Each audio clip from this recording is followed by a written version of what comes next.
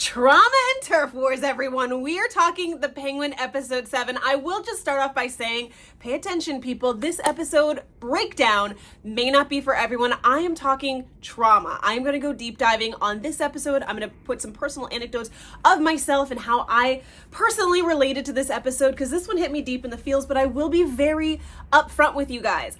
I don't know that this conversation is necessarily for everyone. If you don't handle trauma or hearing trauma very well, not that I'm going to go too deep into my personal anecdotes, but even still, I just want to put that warning out there that I'm going to be talking very serious and heavy conversations about trauma, about compartmentalizing, and really what I saw from this episode. And so I just want to put a little bit of caution out there that if this isn't necessarily your vibe, if you're looking for something a little bit more flowery and fun, that's not going to be this episode. I will be flowery and fun, but the core context or the core concept of what I'm going to be talking about is trauma and how it relates to my individual experience and how I correlated it with this show. So that being said, let's dive into episode 7. Before we get into that heavy, gritty stuff, I just want to say I'm seeing it now. A lot of my journalistic, a lot of my newsworthy content creator friends, and I think I even mentioned this in one of my breakdowns before, have explained that the character of Victor is a mirror image to Batman's Robin. The Penguin being the Batman and Victor being Robin. And I saw it! When this episode opened up with him riding the motorcycle down in the underground, I saw my little Grayson. I saw my little Dick Grayson, and it was so sweet. And then the episode went on, and I started to see Tim Drake. And if you're not familiar with all of the Robins, there's like 13 different Robins, boys, girls. There's such a plethora of Robin characters. But the two big ones, obviously, is Dick Grayson. He was the very first ward that Batman had. He was his first son until Damian came along and actually was his son from Tal Al Ghul. But there's always been a true and just recognizable bad boy amongst the Robins, and that's Tim Drake. That's like the gun Holton, just punch first, don't ever ask questions later kind of a person, and that is Tim Drake. And Tim Drake, he kind of has always just been a butthead as far as Robins go, whereas Dick Grayson, having all of this trauma of watching his parents fall from that great height, and you know, he had his trauma in a very different way, but Tim Drake has just always been negative. But it's interesting to see Victor really take on this role of this almost not even lackey anymore, but just side man, like right, becoming the right-hand man of Oswald. And I can see my baby boy slowly going from this wonderful, charismatic, kind, and just sweet Dick Grayson into being this morphed and transformed, aggressive Tim Drake, because that's the only way that he can survive in this underbelly of Gotham. And it's so sad to see. It's so sad to see this transformation, but I'm not rooting for it in the sense of, oh my God, yeah, you got to be hard, but I'm rooting for it because he needs this shell around him in order to survive. I fear who this person is going to be on the other end. And it was so hard for me to see him have this moment with his old gangster. And again, that's kind of like the trauma of this episode, because that's something I would do, because you see him still being like, pobrecito, poor baby boy, going to this guy who he knows traumatized him. He knew the second he was like, oh, you a sneakerhead now? You a sneakerhead? He knew, ooh, if I don't say the right words, my shoes are going to get lifted from this man. And to know, to have that fear. And of course, Victor has already, because he stutters, that's already a hardness on him, or a difficulty in life, that he can't even express himself in the way that he wants to because the fear makes him stutter. And now you've got this guy who has given Victor some licks, has beaten him down into this submissive individual. And to have the baby boy know that he couldn't go. He tried to go to Oswald, but knew Oswald would probably just say, take care of handle your business. If you can't handle your business, you have no part in this. And it's that abuse, it's that silent abuse of, if you can't handle it, then you're not getting anything. And I hate that.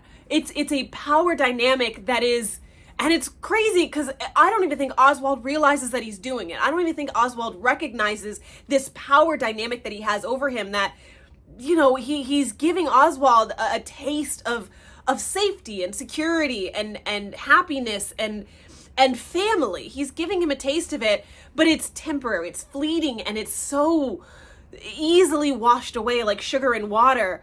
And I don't even know that Victor really recognizes how, I don't think that Victor recognizes that Oswald knows that he's doing, or maybe he doesn't know that he's doing it. Maybe Oswald has no idea. This is just who he is. But then, to have Victor go to Oswald and try to say, hey, I've got this problem and I could use your help with it. He doesn't even get to that point, because here's Oswald talking about this bigger issue that is real. His mother, this is Oswald's trauma, that Oswald is the baby boy, and he's got this, and we talked about it in the last episode, how his mother manipulates him and makes him feel small. Despite all of this glory that Oswald has accomplished, he still is a small, weak, disabled man that is never going to be good enough for his mother. And that's the trauma that Oswald is dealing with. And Victor, being the sweet Dick Grayson, sees that. He sees that Oswald is dealing with his own internal battles. And because he's such a sweet baby boy, I don't want to put my burdens onto him. So he goes and takes care of it. But gosh, he needed help. He needed help because now he's taken a life. And now this is a burden that he's going to have forever. And it was just the best and the worst line for him to go. And he can't even say the words, but Oswald knows. Oswald knows what he's done. And the way that it broke me when he goes up to Victor and says, it gets easier. It gets easier. An acknowledgement that you're going to have to do this again, but also an acknowledgement of good job. It's that trauma and that abuse of, but you did it right. You broke yourself, but you got through, you accomplished something. And now Victor's going to have this sense of accomplishment in doing bad. It's almost like beating a dog. So he knows not to pee in the house. You're beating him. And so he's learned this lesson, but hey, I got a treat because I didn't do bad. Yeah, I was beaten and I was broken, but hey, I got a treat out of it. So huzzah. It's just, so we compartmentalize and we put that away. And throughout this episode, we saw that even with Oswald's girlfriend or his companion, learning that or having that moment with Sophia where she tells Sophia, you're so blessed. You're so blessed not to just have a black and white view of what love is. Because here on the streets, we don't get to have that. We don't have that safety and that security of being able to just love. We have to work every single day. We have other clients, like me being a prostitute. I have to love so much. And I find comfort in Oswald. It may not be the traditional love that you know, but this is how we get through each and every day. I mean, this whole episode was about how we deal with, how we mask trauma, how we get through each and every day. And for Sophia, she hit a breaking point.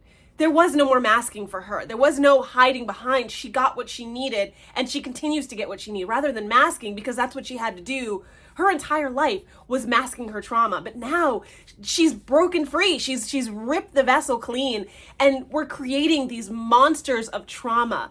And God, this episode was so soft compared to episode 4, where we got the full Sophia episode, but it was so raw and primal in the way that we react and behave to traumatic experiences. And seeing Oswald down on the floor while his mother is telling him, I can't do this anymore. I can't exist in this realm. I cannot be a person. I cannot be a vegetable of myself, because in her mind, she's clear sometimes. She knows what she wants, but to tell her son, this individual who in himself, his whole trauma is around, I need to make sure my mom is well, and that is the status, or that is the if my mother is well, then I know I've done well. That's his pinnacle. But to have his mother say, I'm done, and I need you to be the one to end it. Oh my gosh. When that moment happens, of course, could happen sooner than we know, given the ending of the episode, it's going to be interesting to see what that Oswald will be like. I said I would talk about my own traumas in relationship to this, but the whole thing about trauma and compartmentalizing and what trauma does to you, at least in the case of my sister and I, something really dramatic happened to us when we were very, very, very, very young. Happened simultaneously and for a while. And the thing about that is when it all came to resolution, when everything came to light, we had choices. And we didn't even realize the choices that we had. And that's the thing about life and trauma and the way that the world works is time will kind of move whether you want it to or not. And so my sister took a very Sophia route, a very obvious, a very in your face, loud way of dealing with the trauma, whereas I took a very Victor. I didn't realize what was happening and how that trauma affected me until, not that I ever did this, but until, it blows over and you're looking, a dead body in the face. You don't realize how much trauma eats away at you and how much you need that safety and that approval until it's too late, until you realize that all you have is a falsified version of happiness. And I think this whole episode is really going to come to a unique stopping ground, especially given the line that Oswald has to Victor when he tells him people are going to remember our name. But the great thing is we already know the story. We know that people remember Oswald's name, but no one knows Victor. This is a brand new character to the show.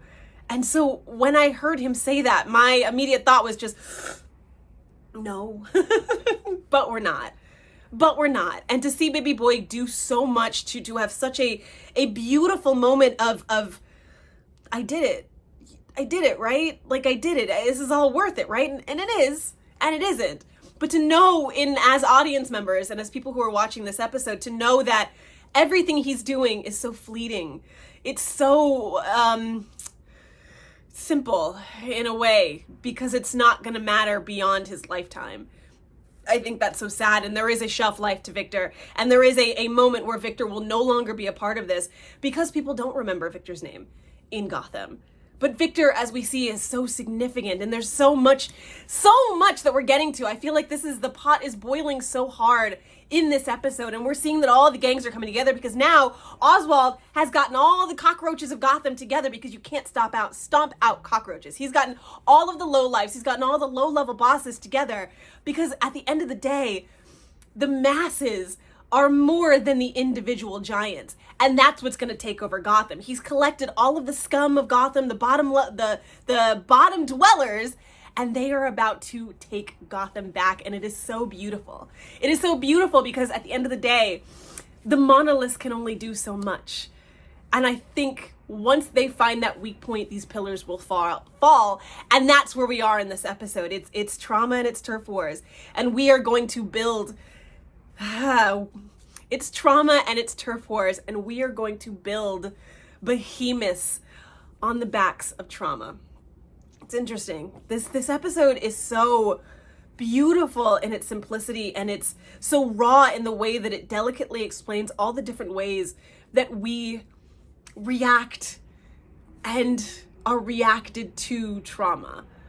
Man, I love this. I love this show. And I wonder if you guys got as much out of this episode as I did. If you saw all of these different ways that these characters are interacting with their individual traumas. I mean, even Maroney, he's just got to make pasta. He's got to make food. He has to honor his wife because he and himself doesn't have time to remember that he lost his wife and son. And only when he slows down and has this moment of, yeah, your wife was right. Yeah, she was. She was right, and she's always ever gonna be a was. God, it's so simple, these little moments that they put into it, but I'm so happy and fortunate that these showrunners and directors took time to express these little moments. I think this episode 7 was us breathing and us seeing, because we've been going so fast paced for so long, but this was the first time that we got to react and feel and take a moment to assess. And that's so hard to do sometimes because with trauma, you don't want to do that. You don't want to because then you're gonna feel. And Maroney was a great example of that. He finally slowed down. He finished his meal. He had his enemy help him make the meal that he is now eating. And he took a second to breathe. And he broke down. So I'm interested to see what's going to happen in these next episodes after we've caught our breath, after we've all caught up, because that's what this episode is. It was us all taking our breath. And now that we have it, what's going to happen in these last few episodes? That's all I have to say about this, guys. I love this. I love where this show is going. I'm so excited. And, let me know how you guys felt about this episode. Let me know if this episode hit you in the same way that it hit me. As always, like, follow, subscribe, and I will see you guys for the next one. See you then, guys. Bye.